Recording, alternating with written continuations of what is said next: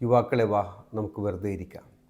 മലേഷ്യയിൽ ആരംഭിച്ച വളരെ വിചിത്രമായ ഒരിടത്തെക്കുറിച്ചുള്ള കൗതുകരമായ വാർത്തയാണ് ഞാൻ നിങ്ങളുമായിട്ട് പങ്കുവയ്ക്കുന്നത്. 8 ഏക്കറോളം വരുന്ന പ്രകൃതി രമണീയമായൊരിടത്ത് ചെറുപ്പക്കാരെ ക്ഷണിക്കുകയാണ്. റിട്ടയർമെൻറ്റ് ഹോം എന്ന് പറയുമ്പോൾ നമ്മൾ സാധാരണ കേൾക്കുന്ന പ്രായമായവർക്ക് വേണ്ടിയുള്ള സ്ഥലമാണല്ലോ. എന്നാൽ ഇവിടെ 30 വയസ്സിന് താഴെയുള്ള ചെറുപ്പക്കാരെയാണ് ആവശ്യപ്പെടുന്നത്. ഒറ്റ നിബന്ധന മാത്രമേ ഉള്ളൂ ഇവിടെ താമസിക്കാനായിട്ട്: ഒന്നും ചെയ്യാതിരിക്കുക, വെറുതെ വന്നിരിക്കുക.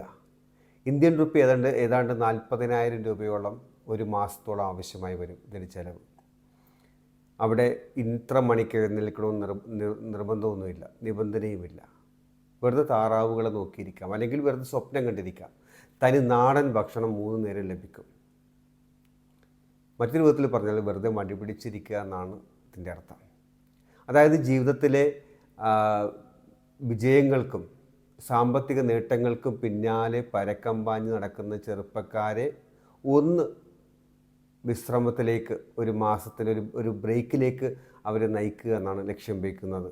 ഇതിൻ്റെ പിന്നാലെ പാഞ്ഞു നടന്ന് ജീവിതം മറന്നു പോകാതിരിക്കാൻ വേണ്ടി ആ ജീവിതത്തെക്കുറിച്ച് ചിന്തിക്കാനായിട്ട് ഒരു മാസം വെറുതെ ഇരിക്കാനായിട്ട് അവർക്ക് നൽകുന്ന ഒരു ഇടത്തെക്കുറിച്ചാണ് ഈ പറയുന്നത്. Youth retirement home.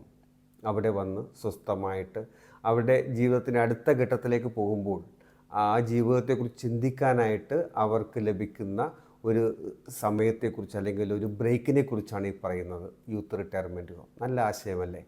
നിങ്ങൾക്ക് എന്ത് തോന്നുന്നു? നിങ്ങൾ കമൻറ്റിൽ അത് രേഖപ്പെടുത്തുക. Thank you.